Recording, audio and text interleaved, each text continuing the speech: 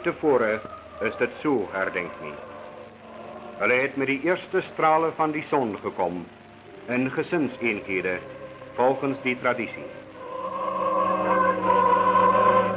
Gansdag 1949 het aangebreek en vir die eerste keer in die geskiedenis is 'n dankdiens voor die monument gehou.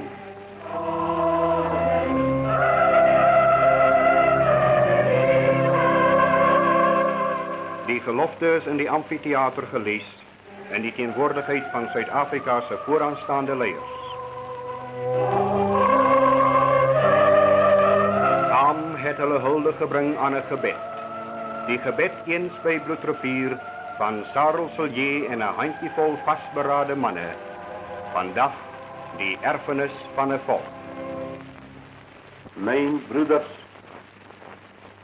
en medelandgenoten,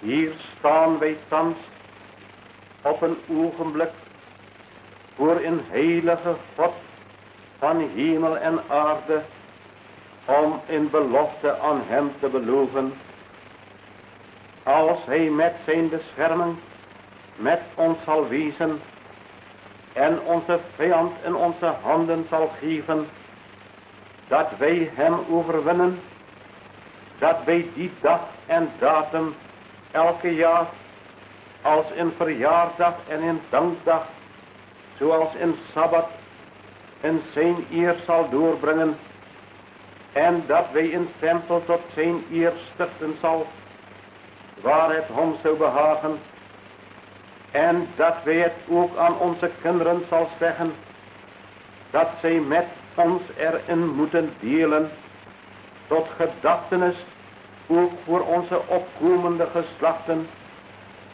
want de ere van zijn naam daardoor zal verheerlijkt worden, dat de roem en eer van onze overwinning aan hem zal worden gegeven.